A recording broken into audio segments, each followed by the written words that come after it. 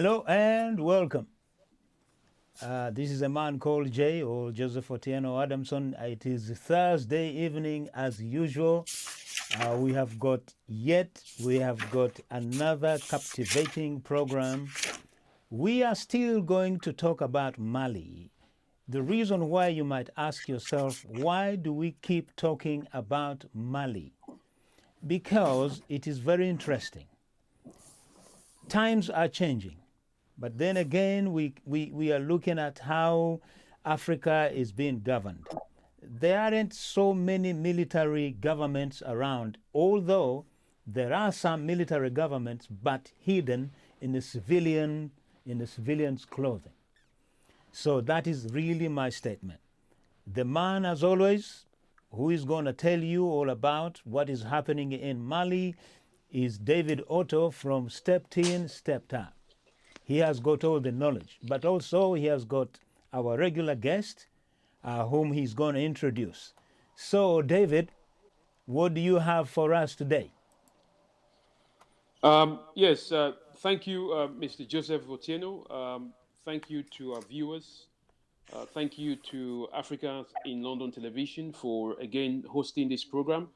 Again, yes, Mr. Joseph, I really want to appreciate your very apt introduction to this program, and as you rightly said, we want to talk again about Mali, and the reason why we want to talk about Mali is because of the recent events that have been happening since August of the 18th, 2020, where you had a military coup that ousted the former president Ibrahim Boubacar Keita.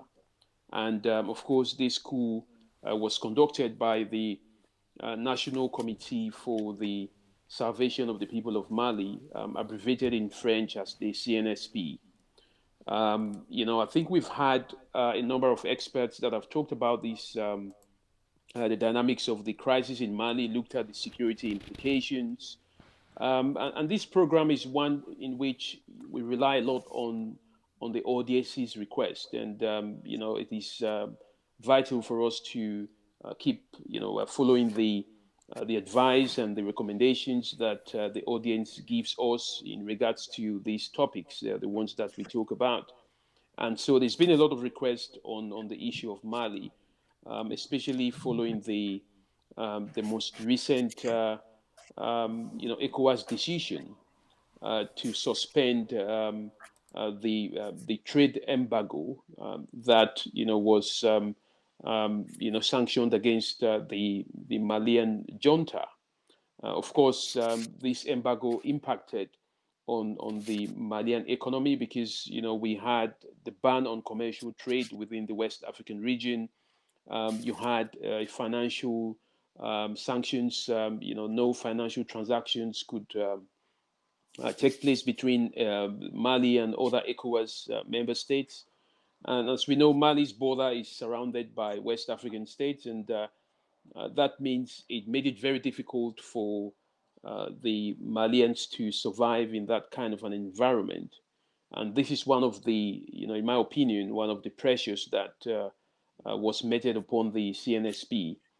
Again, the reason why again we said let's talk about this is because we also have similar kind of root causation factors, push and pull factors that are existing in other African countries in the West and in the Central African continent. We have issues now, especially in Ivory Coast, where there is a concern about the constitutional re-election for a third term for the president. And I understand that there's going to be a protest on the 10th of October, to demand that the president doesn't run for a third term, President Alassane Ouattara. So I think having this discussion on Mali is important because it's a reflection of what kind of measures should ECOWAS be taking. We're reminded that ECOWAS was one of the key regional organizations that was involved in the initial um, trying to reconcile between the government, the then government of Mali, and the protest that was happening between the people and the opposition. But of course, that didn't succeed, and it led to what we describe as a military coup. And so we're looking at scenarios where that could be avoided, and scenarios where there is a possibility of the people taking up on the streets and demanding that the democratic system be suspended, or a leader, should step down. What are the implications of this? And that's why we brought again our very own guest, who is a specialist in this area. He's a certified anti-terrorism specialist. He's been here before. He understands the subject and understands the dynamics of this region. So I said, let's talk to him. Let's brainstorm and get to understand the recent decisions that have been made. Especially, we understand that the Malian government under President Badao has now appointed a 25-man ministerial transitional government. So, Mr. Alex, thank you again for coming to this program.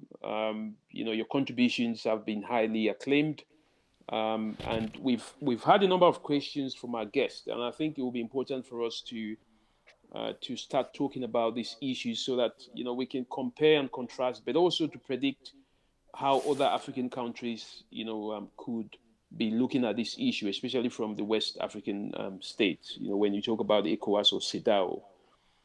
Now, in your opinion, I mean, you understand that the ECOWAS has just suspended its decision to sanction the Malian government. So the Malian military junta is no longer under sanction, according to the most recent decision. I mean, do you think the reasons are very clear? And in your opinion, do you think this is now stamped as a successful coup d'état? Kind of a glorious coup d'état, because nobody was killed and all that. But how do you read the situation at the moment, Mr. Alex? Well, thank you, David, and thank you, Joseph, for hosting this television show. And I would like to thank all our guests watching us across the globe. We have seen the last few weeks event in Mali and the change of government. Even though the president was a bit forced to be he was forced out of power, but these are justified because for months the Malian have been on the street demanding the condition to be improved, especially security issues in the country, with the terrorists controlling large part of the country. We have also schools closed, businesses which couldn't operate, and the military joined the people, and the president was deposed. After a few meetings with international and regional organizations, we are happy today to see that the sanctions have been lifted. And I think this is a very good step, because the whole region, not only Malian, but the whole ECOWAS region, as well as the whole African region, need to be working with the Malian new authorities to ensure that the needs of the Malian people, the issues, the burning issues facing the countries are addressed. So the ECOWAS conditions, all the conditions were met, and as a result, the sanctions have been lifted. So I think, based on what the work which has been done through negotiations and through consultation, the ECOWAS and Malian are now on the same level. And Mali has a new government a new transitional government, which is chaired by President Mbadao. And now they will face the challenges of the country, and the country need to be, the government need to work to ensure that the issues are addressed for the benefit of the Malian people. Yeah, thank you for that. Now, let's look at some of those sanctions and some of the preconditions that were given to the military junta. One of which was to, of course, to appoint a transition government, which should be made up of civilians. Now, we've seen that the president Badao is a former colonel in the army. Of course, he's now a civilian. So that ticks one of the boxes, perhaps. But also the prime minister, is also he's a civilian. He was appointed by the transition president. But then we have the role of the vice president, who is a military guy and one of the key coup guys. I mean, Assimi Goita. I mean, he made himself the vice president for the transition government, and this is one of the areas where ECOWAS, was not very pleased with. But of course, they've looked that, they've seen that as a lesser evil, perhaps. Now, when you look at the one other conditions which was placed by ECOWAS was that the CNSP, which is the military junta, ECOWAS said as they should be dissolved, but that hasn't happened yet. The CNSP, the Comité National, the National Committee for the for the liberation of the Malian people, it hasn't been dissolved yet. But also, the vice president is also, is still there, and they haven't returned to the military barracks yet. So, and then they've released, of course, some of the top generals that were arrested. They've all been released. The prime minister that was arrested has been released. Of course, the president also has been released and is now, taking some treatments, as I understand. Do you think, this is a win-win for the Malians, in the sense that, the military, had, as they call it, it's kind of a salvation for the Malian people? Or you think it's too early to tell, because you still have the elections which will come after the transition government? I mean, what do you think about this? Basically, I think for the benefit of the Malian people, ECOWAS, as well as the other organization involved in this issue, have looked at the best options, and the conditions are basically met. They needed a president who is a civilian, and also a prime minister who is a civilian. So when we look at the facts, these two personalities are civilians. Of course, the army still have a role to play, because let's not forget that the country was entirely ruled by a civilian, and unfortunately things were not working, and the army has to step in to try to put the house in order in a way. So they need still contribute, so that gradually the militaries and the civilians together, as well as the population of the Mali, work together to achieve what needs to be done for the populations. And I think ECOWAS should not request the military junta to be dissolved, because it's part of the Malian military establishment. This will depend on the Malian themselves to make that decision. What was key was a government which will be accepted within the ECOWAS and also internationally. And this has now been accepted.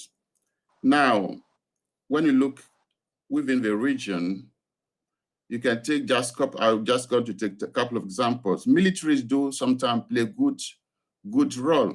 If you take Ghana, Ghana is stable today thanks to President Rawlings.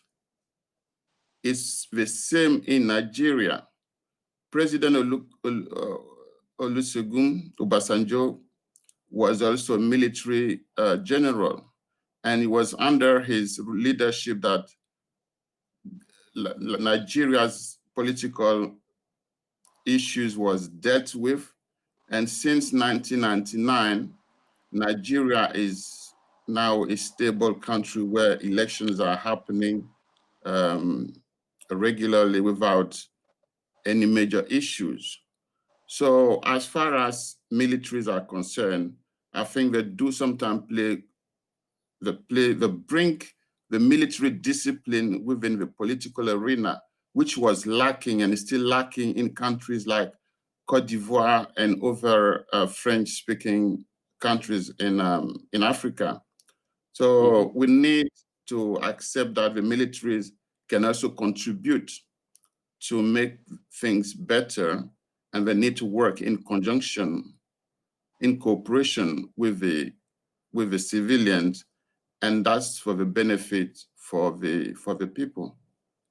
Now, I mean, you're making a point that of course, the military has a role to play, but in a democratic society, a lot of people would argue that the military doesn't have any place in a proper democratic system, and that when the military takes over power, it overthrows and it undermines a democratic process.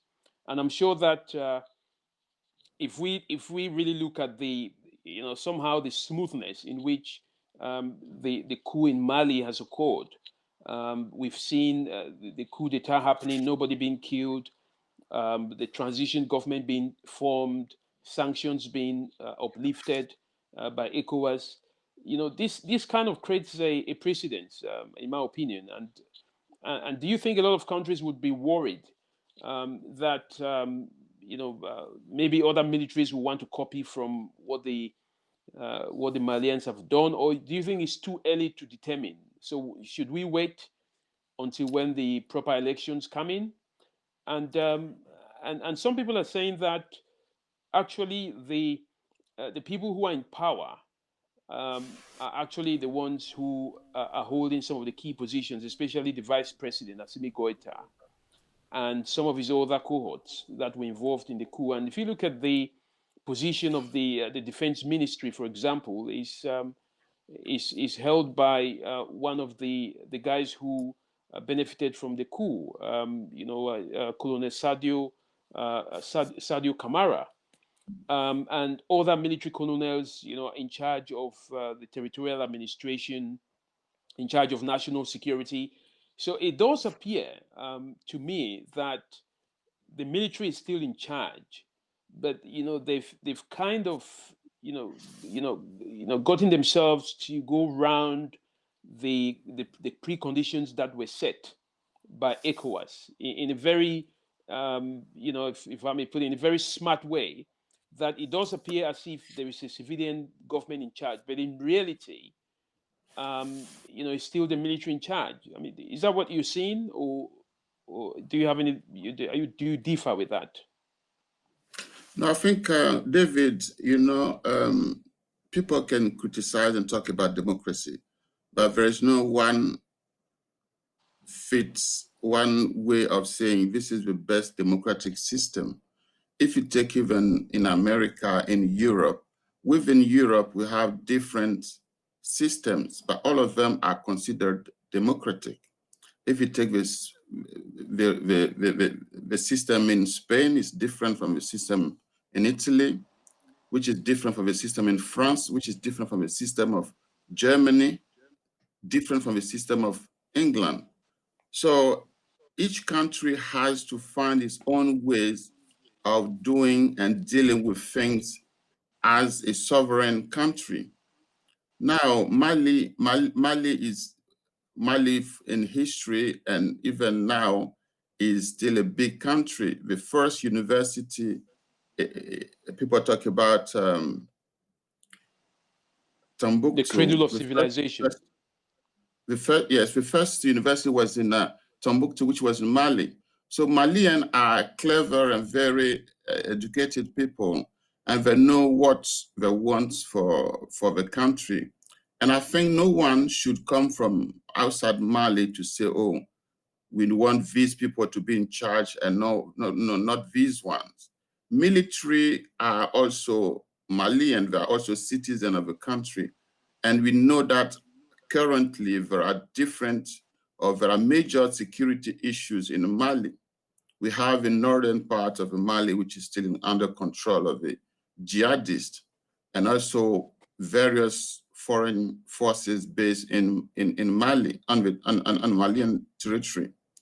So in terms of security, obviously, it needs to be somebody who has military background to be able to work within the cabinet to sort out the military issues. And I think since the militaries have been, since the removal of the former president, you can see on the ground that they made various progress in terms of destroying the jihadist groups, and the hostage, which the political leader was taken hostage for months, has just been released thanks to the military involvement in the government of the country. So first of all, people should understand that militaries as well as civilians can contribute within the cabinet and make things better. Secondly, there's no country who has the best democratic system. As I've just said, in Europe, in America, each country has its own system. So in Africa, we are also trying to have democratic system, and each country should consider the best way to ensure that their institutions are respected, and especially those who are in power make decisions, address the issues facing the country in terms of security, in terms of training, in terms of education, in terms of health, in terms of housing, in terms of the different fields. We need specialists to be able to deliver. And this is what every country is expecting. So Mali now has just been through a difficult period. We have a new government, and those who are selected are specialists in the different fields. And ECOWAS, as well as the UN and the African Union, all agree, and all the sanctions have been lifted. And I think all of the African countries need to work closely in cooperation with not only the Malian, but also all the other countries to ensure that the issue facing the country can be addressed, and solutions as well to be able to make life better for the people. Yeah, thank you for that, Mr. Joseph. Go ahead. Yeah. Okay, Alex, Yes. I would like to disagree with you on one point. And my reasoning is very simple. First of all, let us just pose a simple question. What causes the military to interfere with civilian government? Is it because the civilians can't run the governments? Or is it because the military is trying to help the common people, because even when they have the voice, but they cannot force the president to leave? And now that is a failure of democracy. Now, when you say military, this is how I say it. The military is a keeper, is a protector. The military is supposed to protect the country in what is so, in any circumstance that arise. The military, in my opinion, should stay in the barracks until they are called on to destabilize whichever situation is. But how I see it, as I have been discussing this with David earlier on, that any military person who wants to be in power, the best way to present themselves and to convince the wider audience or the international audience, even to convince the citizens themselves, they should leave, they should take off their uniform, wear civilians clothing, then we know that things are changing. So when you look at the picture today in Mali, the guys in the military, they stay in their military gear. They still want to tell you we are still in charge here. So, and if they wanted to change the president tomorrow, they can. You see, I don't want to take long on this, but I want you to elaborate. I know I have listened to you very, very, very intently, that the military can contribute. Of course it does. But the military, its job is to protect the country. Simple. What do you think Alex, go about ahead. that? Yeah. Right. Okay. It's thank you very much, Joseph. It's true that the military's first duties, the first responsibilities is ensure that the security of the, it's security basically. But for the last 7, 8 years, there are major issues in the country when you're talking about Mali. And military do take orders from the politicians who are in power. They are on the ground. They see what is happening. And sometimes those who are in power, the civilian, need to understand the needs of the military so that they can work and ensure that the job is done properly. Let me take you guys a couple of examples. Before the coup, or before Mr. The Ibeka was removed from power, the civilians was on the street. The people of the country were on the street demanding the president to resign. And everybody knows that he's been elected. Yes, he's been elected and even re-elected. He was on his second mandate, but he was failing. So when you look at the assessment, his work, what he's been doing, he wasn't delivering on the key issues facing the country. So if you want to consider that, oh, military shouldn't be involved in politics, then the country not only is controlled by the rebels, but the jihadists can even move further down the south of the country and control larger lands, killing more people, disrupting the system. So the military observed for a while, and as a result, they needed to make a decision. And personally, I'm not a military man, but I see from the facts on the ground that the military in these circumstances have to take action. And this happened in Mali already in 90. The chief of staff, when he saw the people demanding changes, Musa Traore was then president, was refusing to make any concessions. And his chief of staff, after witnessing people being killed, make a decision and arrested the then president. He was in charge for a few months, and then election was organized, and then Alpha Konare was elected in early 90s. And Konare had 2 terms before things carried on. But again, the last president wasn't delivering, basically. So if you are a civilian and you're not delivering, and there is a security threat in the country, what the military are asking you, if you, for instance, they need equipment, they need resources to get equipment, and you are not giving the resources to get the equipment for them to be able to secure the land, my friend, something has to be done. And I think what they've done is not because they're interested in power, but because there is a threat, it's a serious matter, and they need to take action to ensure that things can get sorted. And if you look at the last few weeks since the 18th of August, of course, some people might not be happy, but when you look and you discuss with the different groups, political groups, civilian groups, unions, everybody is now seeing experienced people, skilled people, people who have shown during the professional life that they care about the country.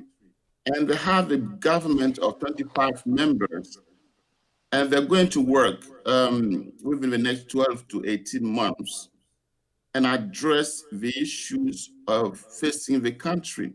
And after that, the person who will be elected, the military will go back to the barracks, and he will be in charge, or she will be in charge of running the country for his mandate. Yeah.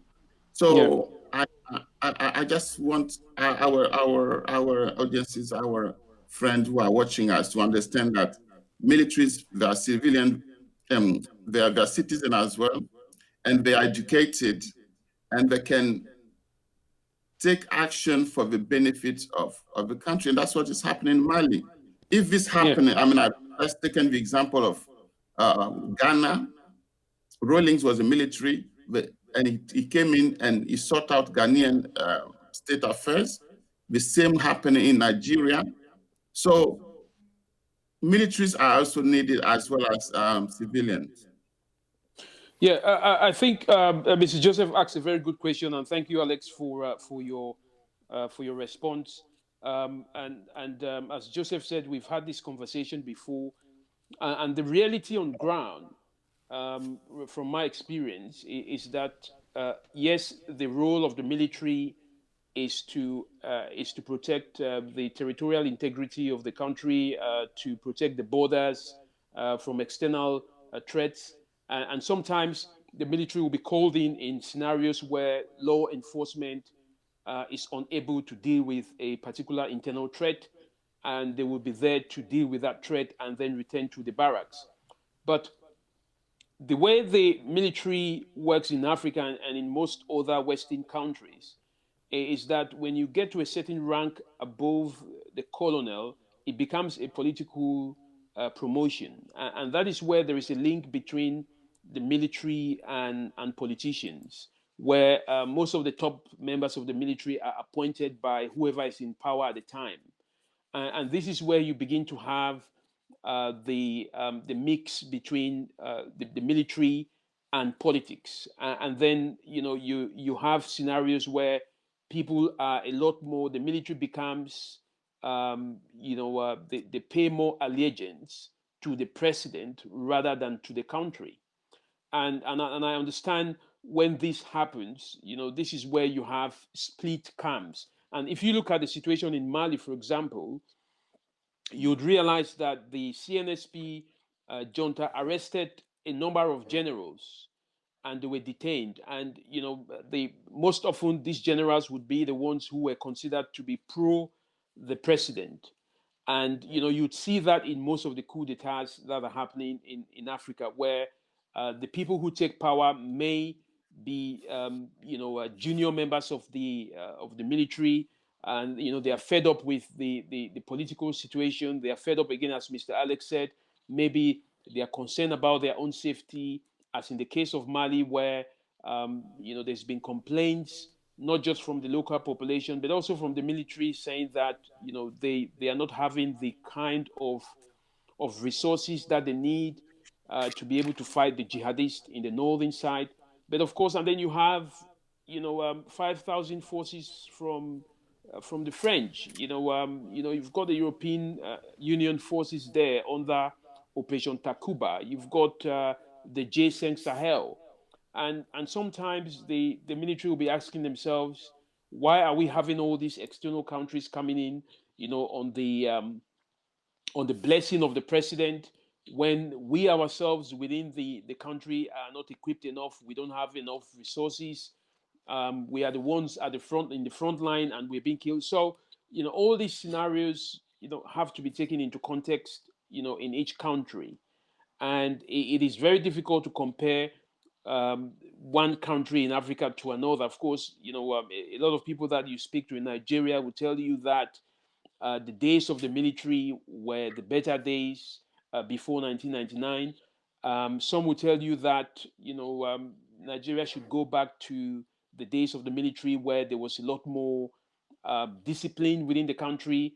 Others will say to you that the military is responsible for the current security situation. So everybody has their own angle in which they look at the benefits of the military. But I think the key point here, which our audience has to be able to understand, is that we've got to look at each country, look at the circumstances within each country at the time, look at the political and security threats that they are facing, and the same goes to Mali.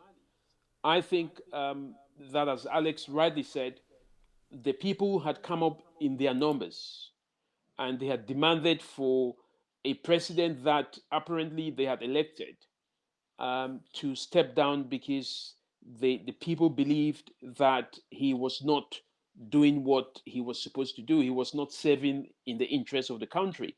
Now, there is an argument that the number of people who came to the streets are not a representative of the people that elected him in power.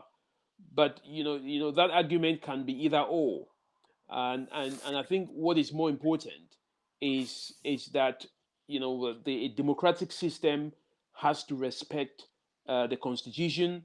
If they don't respect the constitution, if they don't respect the voices of the people, then it is more likely that you would have a scenario where the military will be stepping in and replace the civilians with a military junta or a military government. And of course, the 21st century is not a century that we want to see Africa having a military regimes. We know that a lot of these regimes have succeeded in the past, but this is the 21st century. And if we want to allow for a military kind of government, there are processes that African countries can go through that can allow them to do that. They are sovereign states; they can do whatever they like. But I think we've got to analyze every country based on the scenario. So, Mr. Joseph, you were going to say something, yeah? Yeah, this is just a hypothetical question. Yeah. So let us imagine these guys, they have elected or they have chosen the person that they trust who can lead the government of Mali. Suppose he doesn't actually deliver because he can't deliver whatever is going to promise within 2 years or 3 years. Because this is what I see is this. Someone will say, I will do this, I will do this, I will do this. But in reality, they know. Because by the time you build the country's infrastructure, you have to look at the education, you have to look at health, you have to look at the transportation. I cannot see this man delivering whatever he's going to promise that he will deliver in 5 years' time. What do you think that might happen? Will the army step in again and say, well, you have failed, let us kick you out? Or is it, or remember we talked about the Constitution. Yeah. The Constitution should give the people the power, the people that you are leading. They have got the power to put you in, to vote you in, and they have got the power to vote you out. So I think, don't you think that African countries should look into the constitutions that governs them and let them follow the common law?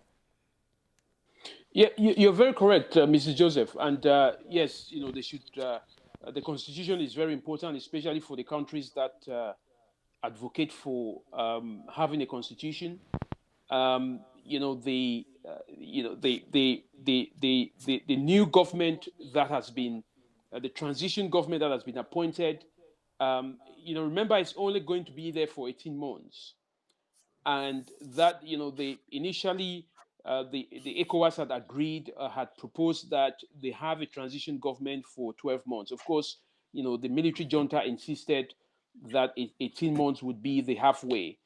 They wanted 3 years. So the current transition government, which was appointed by the military junta, of course, is only going to be there for a period of 18 months to prepare for a democratic election to take place. So all the ministers that have been appointed, the 25 ministers, are going to be there temporarily. They are only going to be there for the next 18 months while the country is preparing for a civilian-led democratic election.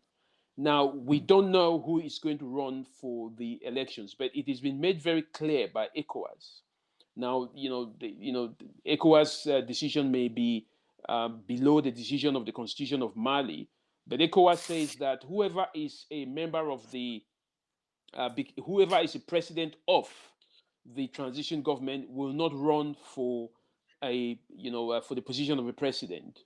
So we don't know if you see a situation where someone like Colonel Assimi Goita, who is only a vice president, whether he would maybe resign from his position as a military guy and then run for a president, when the election comes up, in 18 months' time. There's a possibility that, we could see something like that happening.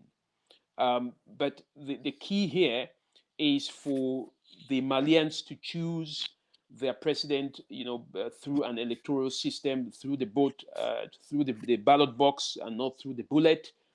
And whether this transition government delivers or not is not something that the Malians can hold them accountable for, because they've been appointed. They didn't go and say we want to. They didn't go in for an election. They've just been given this position as a temporary position to ensure that a smooth transition is carried out. For the for the time being. Now I don't know if Mr. Alex, that's your understanding of the situation as well. As it is at the moment. What do you think about that? I think, thank you, David. When you take a country, we have all the citizens, and those who are trained, educated, who got skills, can contribute to improve the living conditions of the populations. And we have in Mali a specific situation. A civilian government couldn't deliver. And it was an emergency for this. It's a case of an emergency. That's why the military have to step in to try to put the house basically in order. Now, after 18 months, the conditions of election will be known for those who want to run for elections. And as you said, if a former leader who was a military person is allowed as a civilian to run, he is a citizen of a country, and if he's allowed, then he can come in and seek the mandate from the people. And if the people vote for him, he will come in power. Now, there are things maybe we might not be aware of. There are underlying issues within our French-speaking countries, between our countries and also France. If you take since the 60s, there are some agreements which were signed between France and our countries in Africa. And France have the power in different sector of our countries in terms of the monetary, the economy, because the money we used in our French-speaking countries are still the property of France. So economically, we are not free. If you take the defense, we do not still have strong, reliable, equipped military. That's why when you hear anything about security in any French-speaking country, France always volunteer to come in to help. So these are key issues every country now need to look at, whether we still need to rely on countries like France and step in each time to try to resolve issues, so-called. But when they come in, we've seen throughout the years that they are not delivering. And you can see in Mali, they've been there for the last 7 years. And if you have 5,000 military in a territory, and every single day you look at what they're doing, and the jihadists are getting momentum, you can ask yourself that, are they really there to help the country or to help sort out the problems? So these are underlying issues we cannot always see behind, which are behind. And today, all the African countries using French are the national language, are realizing that if we remain within that agreement, obviously we will never progress. And this is demonstrated through various way of progressing. If you take countries who have their own currencies, they are all British or other former colonies. If you take Ghana, they have their own currencies. Nigeria has their own currencies. Sierra Leone has the currency. So they have the power to manage the economy. And we, the French-speaking countries, don't have this. So we are now in a transition in those countries. And not only we are seeing the military facts, but we need also to look at the underlying issues. Who can be our real partner for development? Because it's clear there are plenty of evidence that France cannot be a partner of Africa and work with African countries to progress. So the Malians have taken steps. They're working. Obviously, ECOWAS is cooperating with the Malian authorities, but the militaries have to make sure that they become free, basically, and they run the country the way they want, because the resources in Mali, as we speak, and for the last 7 years, are being looted. And if you look at the reason why these international forces are based in Mali, if you look at what they have achieved, obviously the result will not be great. So we need, as Africans, to understand that we need to be ready to take actions and contribute in every sector in our life and use our own resources to address the issues and not relying on these international forces who have their own agenda when they come to our countries. Yes, thank you, Mrs. Alex. I think you make a very powerful point, because we've talked about the need for African countries to understand the importance of having their own security. And when I say having their own security, I mean having their own security architecture, understanding the dynamics of their terrain, and not relying on the outside Western world to always be there to. We've talked about training their forces, because I think after 60 years of having independence, um, Africa has the human and material resources that it can take care of its own internal security, and because a lot of African countries don't have a hold on their security architecture. For example, most of the times, their intelligence departments are being manned by Western states. If you talk to most of the military guys within the continent, most of their emails are being hosted in other African countries, and these are top guys within the security architecture. So, all these kind of vulnerabilities do exist within the security architectures in Africa, and I think because of that, it becomes a continent where each time there is a conflict, the Africans will always tend to the West and say, "Can you send us help? Can you provide us with assistance? To carry out a security." counter strategy.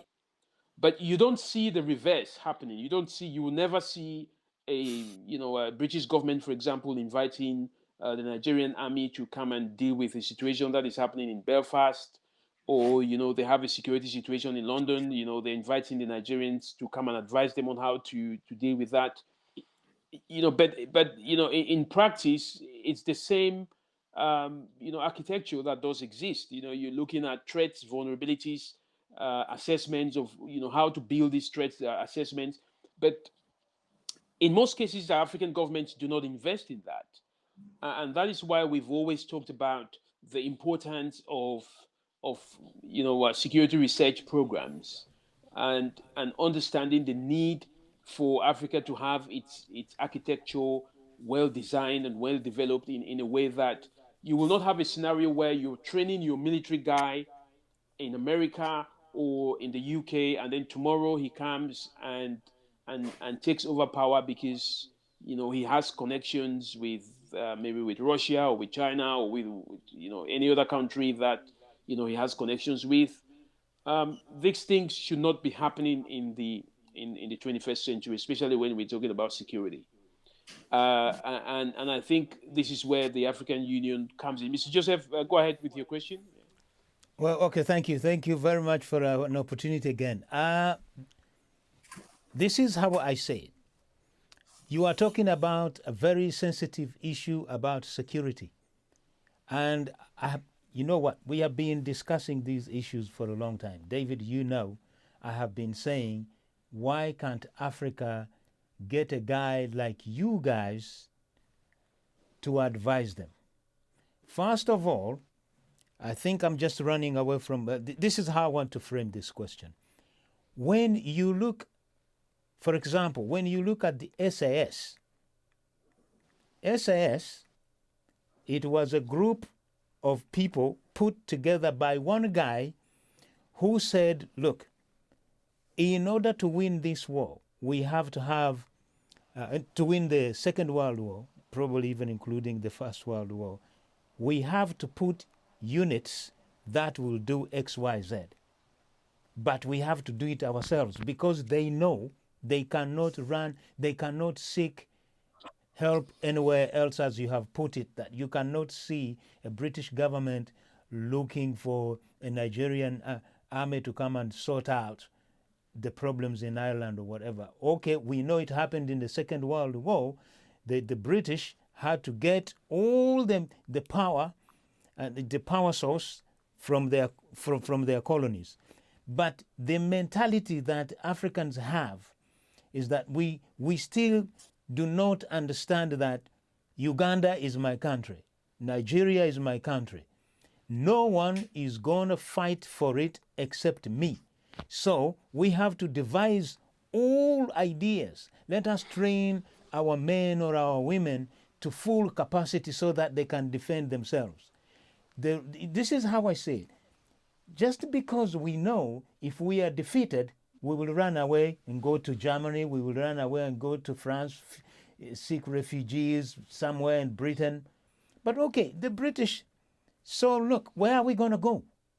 The only thing that we have to do, we actually have to fight. Look, Africa has very, very strong people, strong women and strong men, capable of doing the things that any force that can do.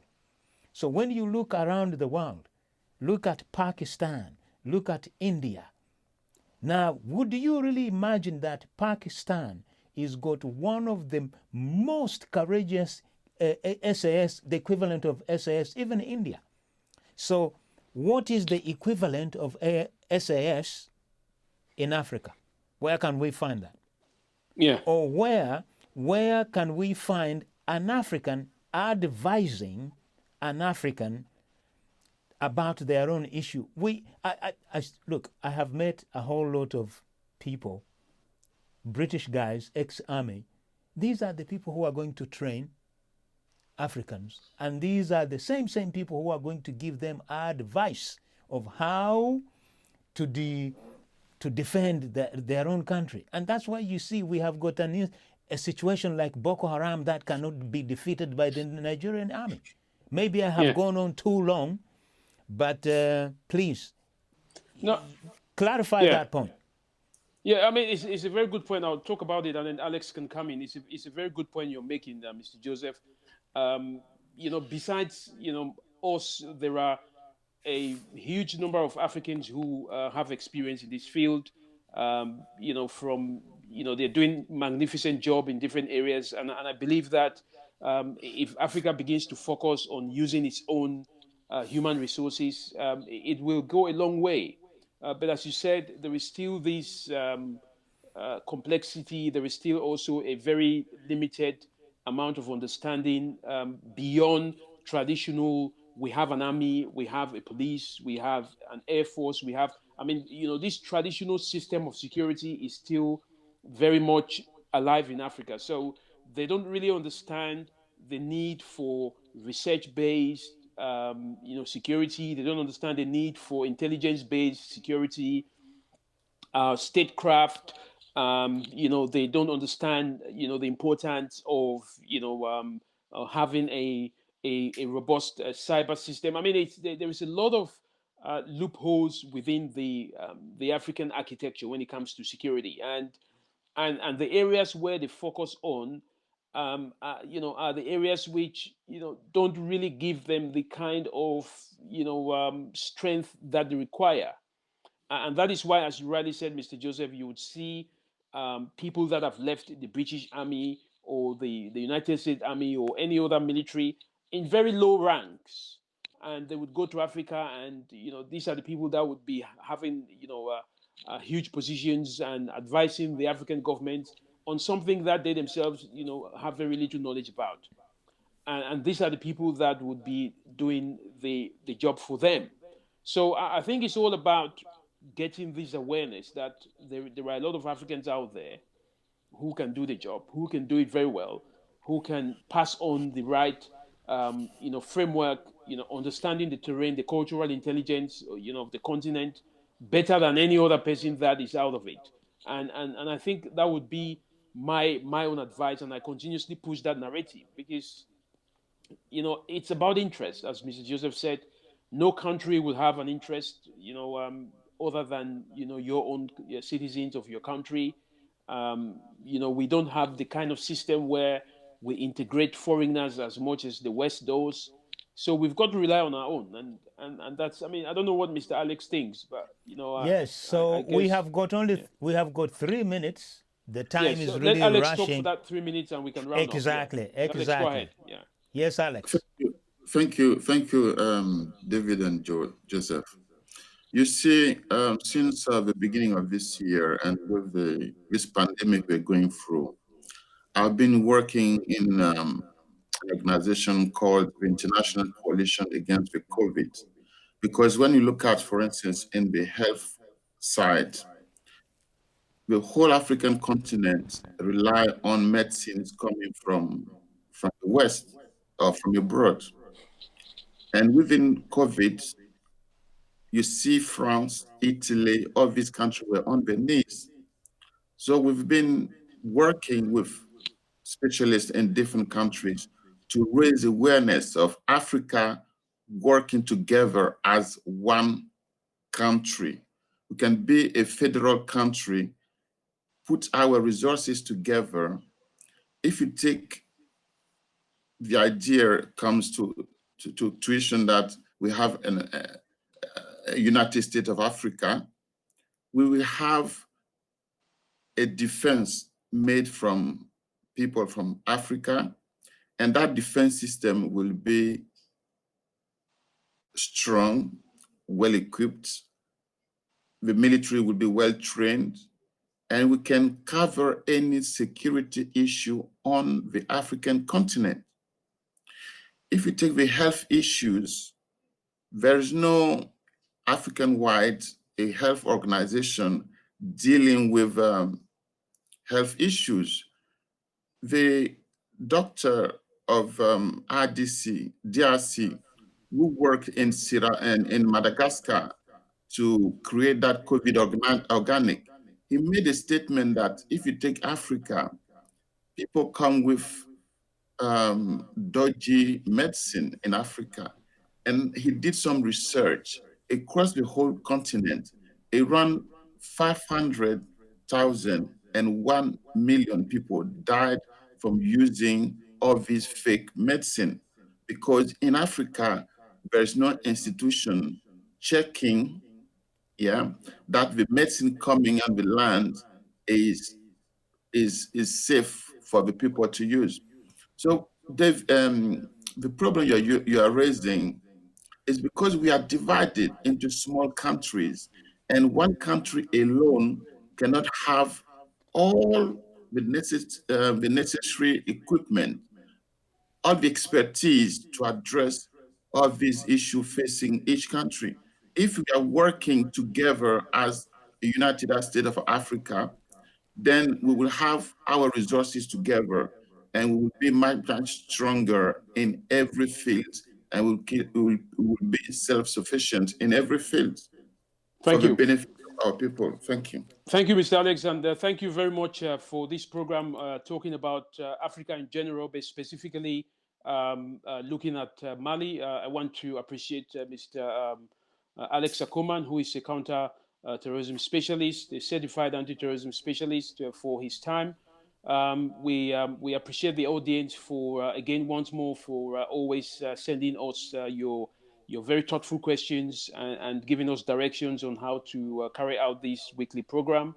We want to appreciate Africans in London Television again for this platform and our host, Mr.